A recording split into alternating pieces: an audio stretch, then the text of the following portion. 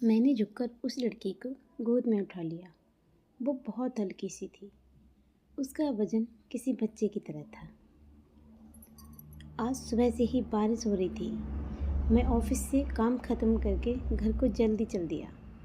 मैं अकेला ही रहता हूँ। घर पहुँचा तो 9 बज चुके थे। फ्रेश होकर फिर खाना बनाया और खाना खाकर थोड़ी देर टीवी देखी। फिर बिस्तर पर जाकर सो गया। बारिश बहुत तेज़ हो रही थी। मैंने एसी बंद करके खिड़की के पर्दे खोल दिए। अचानक बिजली कड़कने लगी।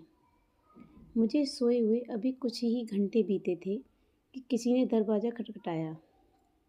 मैं हाथ में फ़ोन लिए टॉर्च चलाए कमरे से बाहर आ गया और पूछा कौन। उधर से आवाज़ आई, मैं ज्योति, आपके सामने वाले फ्लैट में रहती हूँ, थोड़ी हेल्प चाहिए। मैंने टाइम देखा, 1 बज रहा था। मैंने दरवाज़ा खोला और कहा बोलो। बोली मेरी दोस्त फिसल गई है, उसे हॉस्पिटल लेकर जाना है। मैं गार्ड के पास गई थी पर वो नशे में था।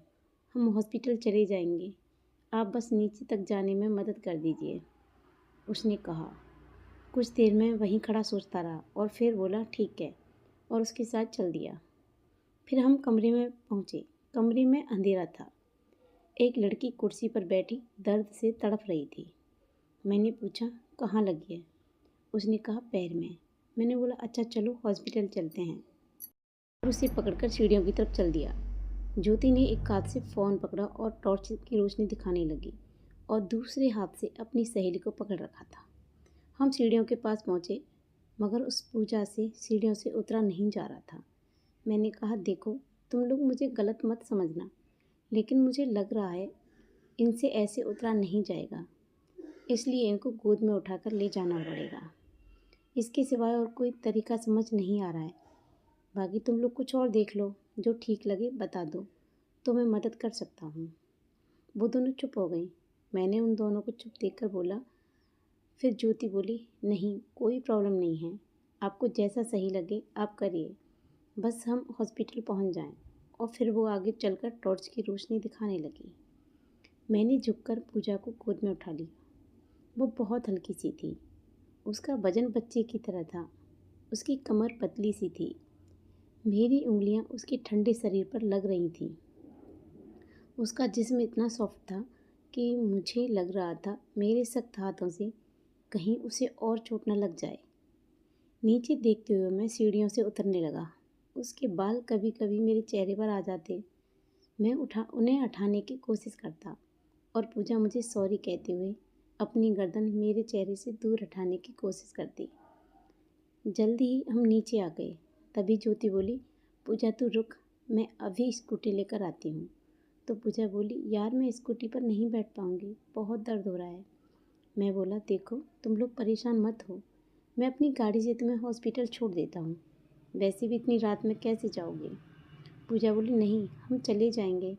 मैं बोला अच्छा जी, खड़े तो तुमसे हुआ नहीं जा रहा है, स्कूटी पर चली जाओगी। फिर मैं गाड़ी निकाल लाया और फिर हम हॉस्पिटल में पहुंच गए। थोड़ी देर बाद पता चला कि पूजा के एक पैर और हाथ दोनों में फ्रैक्चर था। पूजा को 1 महीने के लिए प्लास्टर चढ़ाया गया। घर वापस आते आते 5 बज गए थे। फिर सुबह नींद देर से खुली तो मैं बिना नाश्ता किए ही ऑफिस चला गया। जाते समय एक नज़र सामने वाले फ्लैट पर डाली तो दरवाज़ा बंद था। शायद दोनों सो रही थीं। सारा दिन ऑफिस में नींद आती रही। शाम को वापस घर आकर कपड़े बदले और कॉफ़ी बनाने लगा। फिर दिमाग में आया एक और कप निकाल उसमें भी कॉफ़ी डाली और उसके फ्लैट की तरफ चल दिया। और वहाँ पहुँचा तो दरवाज़ा खुला हुआ था। मैंने पूछा कोई है उधर से आवाज़ आई कौन है। मैंने कहा आकाश, कल रात वाला।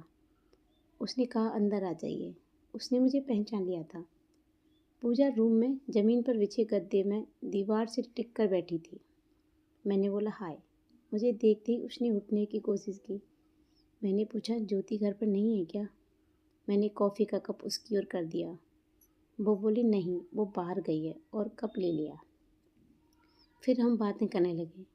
उसने बताया कि वो एक कंपनी में जॉब करती है। उसने ये भी बताया कि वो उत्तर प्रदेश के एक गांव से है। हम बातें कर ही रहे थे कि ज्योति आ गई। वो भी हमारे साथ ही बैठ गई। मैं वहीं था जब मैंने उन दोनों के चेहरे पर कुछ परेशानी देखी और पूछा, कोई परेशानी है क्या? ज्योति बोली, परेशानी तो है। मैंने पूछा, क्या? वो बोली, पूजा को घर जाना है क्योंकि यहाँ अकेले 1 महीना कैसे रहेगी। मैं छुट्टी भी लूँगी तो ज़्यादा से ज़्यादा 2-3 दिन की, और फिर मेरे बिना ये यहाँ कैसे रहेगी। लेकिन किसी भी ट्रेन में रिजर्वेशन मिल नहीं रहा है। उस समय उनकी प्रॉब्लम का हल मेरे पास भी नहीं था। अगले दिन ऑफिस से आकर एक बार फिर मैं उनके फ्लैट पर चला गया। ज्योति आज भी नहीं थी। मैंने पूजा से पूछा, कुछ हुआ तुम्हारे घर जाने का? वो बोली, कुछ नहीं, तत्काल में वेदिका पर नहीं मिला है और अब सिर्फ 1 हफ्ता बाद की जो सीट है उसी में कराया है। 1 हफ्ता अकेले रह लूँगी, लेकिन कल से ज्योति का ऑफिस जाना ज़रूरी है। मैं बोला, वैसे कल से मेरी 1 हफ्ते की छुट्टियाँ हो रही हैं। तुम कहो तो मैं ज्योति की जगह आ जाया करूँगा। मैंने कल शाम ही घर जाते सोच लिया था कि मैं ऑफिस से छुट्टी लूँगा और पूजा के साथ रहूँगा। वो बोली, नहीं, छुट्टी आपने अपने लिए ली है, मैं आपकी और हेल्प नहीं ले सकती। तभी ज्योति आ गई और बोली, किसको छुट्टी मिल रही है? उसने पूजा की आवाज़ सुन ली थी। मैंने उसे अपनी बात बताई। वो बोली, सच? ऐसा हो सकता है क्या? मेरी छुट्टी वाली नकली कहानी सुन ज्योति खुश हो गई। मैंने कहा, हाँ, अगर पूजा को कोई प्रॉब्लम न हो तो। वो बोली, इसको क्या प्रॉब्लम हो गई? तभी पूजा बोली, नहीं ज्योति, आकाश ने छुट्टी अपने लिए ली है। ज्योति बोली, अरे पर उन्होंने कहा ना कि उन्हें प्रॉब्लम नहीं है, और फिर कुछ दिन ऑफिस जाकर मैं 1-2 दिन की छुट्टी ले लूँगी और आकाश फ्री हो जाएंगे।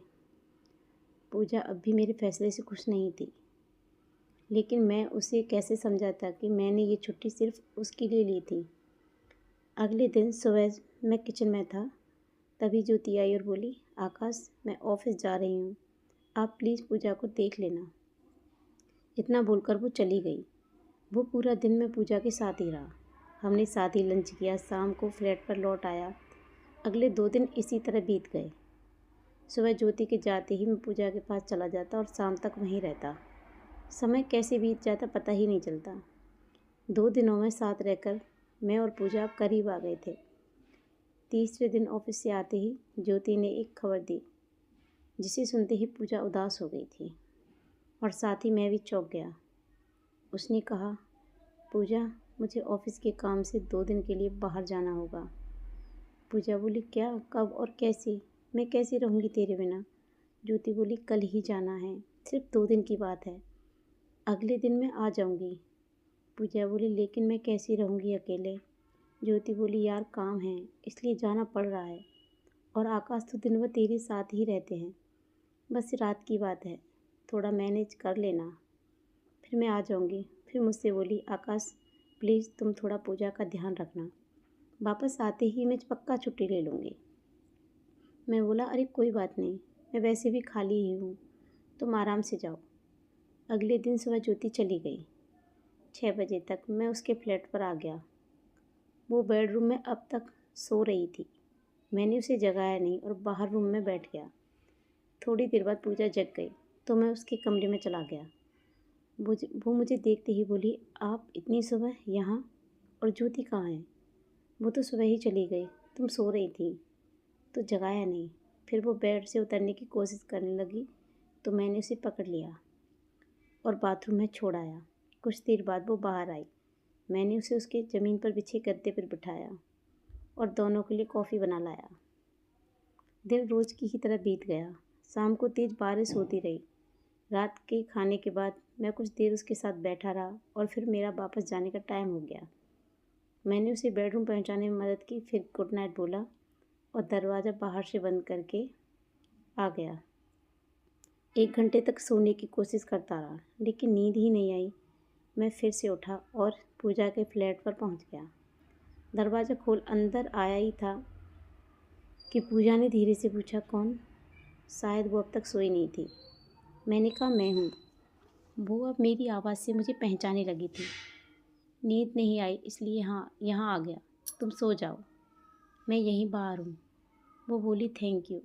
मैंने कोई जवाब नहीं दिया और बाहर कमरे में बिछे गद्दे पर जाकर लेट गया। रात नींद खुलने पर मैंने जाकर उसे देखा। वो आराम से बिना किसी डर के सो रही थी। सुबह मैंने उसे कॉफ़ी बनाकर दी। फिर पूरा दिन ऐसे ही गुजर गया। फिर रात को खाने के बाद हम दोनों उस छोटे गद्दे पर बैठकर फिल्म देखते रहे। वो मुझसे चिपक कर बैठी थी। मेरा हाथ उसके हाथ से टकरा रहा था। कुछ देर बाद मैंने उसे बेडरूम में पहुंचाया और बाहर आकर सो गया। अगले दिन ज्योति वापस आ गई। आज रात मैं अपने बिस्तर पर उलटता पलटता रहा, लेकिन नींद नहीं आ रही थी। सुबह आँख देर से खुली। ज्योति के पास जाने को मैं जल्दी ही तैयार हो गया। दरवाजे के पास पहुंचा ही था कि ज्योति दिख गई। वो बोली, आकाश, मैं तुम्हारे ही पास आ रही थी, ये बताने की आज से मैंने छुट्टी ले ली है और तुम आराम कर सकते हो। ये सुनकर मैं वापस आ गया। अब भी मेरी 2 दिन की छुट्टी बाकी थी। वो सारा दिन मैंने सोकर बिताया और शाम होते ही पूजा से मिलने पहुंच गया। पूजा अपनी जगह पर थी। वो मुझे देखते ही बोली, मुझे लगा अब बाहर चले गए, आए भी नहीं सारा दिन। मैं बोला, घर पर बहुत काम था इसलिए। फिर 2 दिन बाद मेरी छुट्टियां ख़त्म हो गईं। सुबह होते ही ऑफिस चला गया। वापस आया तो ज्योति ने बताया कि दोपहर को पूजा अपने घर चली गई है। मैं उसे आखिरी बार मिल भी नहीं पाया था। फिर से वही रोज़ का काम शुरू हो गया। हर दिन ऑफिस से वापस आते ही नज़र सबसे पहले सामने वाले फ्लैट पर जाती। दरवाज़ा बंद रहता, कभी अंदर से तो कभी बाहर से। महीना बीत गया।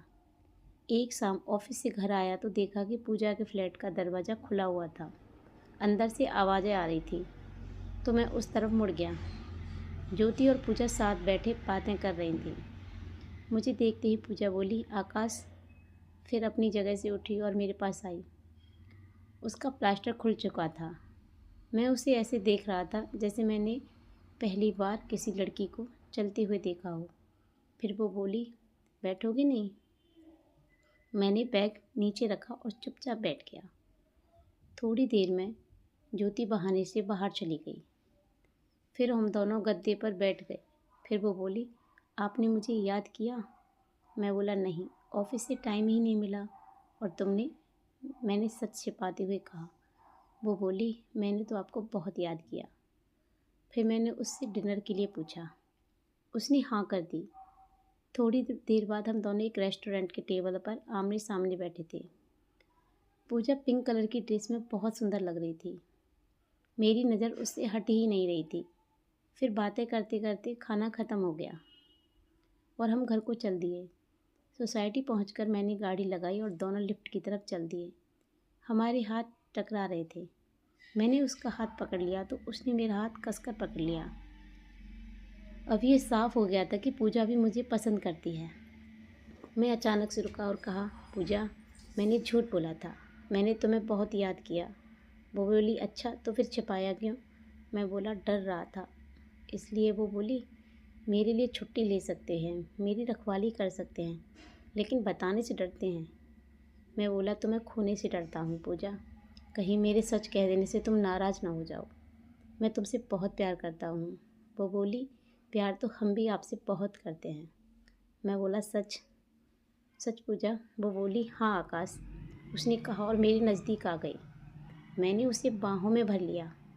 अचानक तेज़ बारिश होने लगी। मैंने उसके होठों पर अपने होठों की एक छाप छोड़ दी। उसका चेहरा लाल हो गया और खुशी हम दोनों की आंखों में तैर रही थी। तो आप लोग बताना कि आपको ये कहानी कैसी लगी। अगर आपको ये कहानी अच्छी लगी हो तो प्लीज़ अच्छे अच्छे कमेंट करना, और आप हमारे चैनल पर नए हो तो प्लीज़ हमारे चैनल को सब्सक्राइब करना, लाइक करना, शेयर करना, और ऐसी ही कहानियों के लिए बने रहिए हमारे चैनल पर। तब तक के लिए अपना ध्यान रखिए। फिर मिलते हैं एक और कहानी के साथ एक और वीडियो में। तब तक के लिए धन्यवाद। Thank you so much. Bye bye everyone. जय माता दी।